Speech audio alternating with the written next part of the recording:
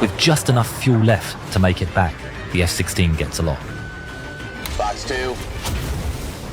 Vukmirovic sees the missile launch off the rail and turn toward him. He turns hard, trying to outmaneuver it. But it's no use. It rapidly approaches from his right and explodes just off his wing. He's stunned, but the fragmentation does no significant damage. He looks back, expecting more, but instead, the F-16 pulls off the chase, out of fuel. But NATO command has dispatched 2 more F-16s. Vukmirovic looks back up. The 2 J-21s scramble for speed, diving down as far as they dare into the valleys. They skim the treetops, racing between the hills, with the F-16s all the while shadowing them and keeping up.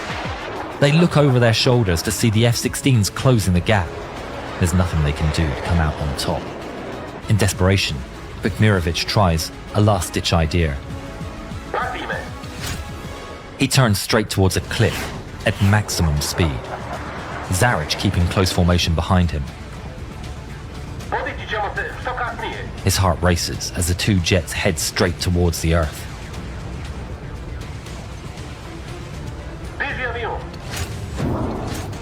The 2 pilots pull their controls as hard as they can. Zaric is crushed down by the G-forces as the ground rapidly approaches his windshield.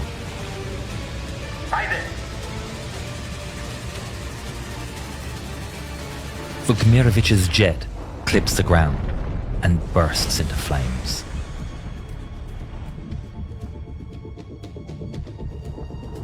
Zaric looks back. There's no parachute.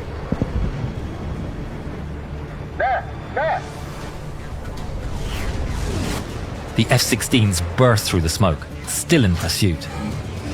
He pulls back into a dive, rushing to use the terrain as cover. But they're far too close. Box 2. The missile closes the gap and explodes into Zaric's tail. His fighter bursts into flames, and he loses all control. He releases the canopy and ejects, but he's far too low. The parachute has no time to open, and he falls into the fireball of his own crashed jet.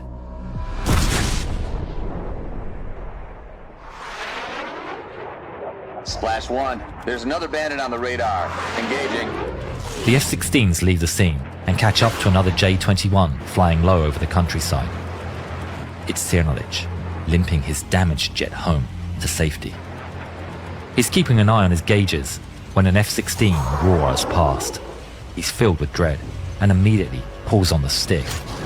His only plan is to gain enough altitude to eject before the American can finish him off.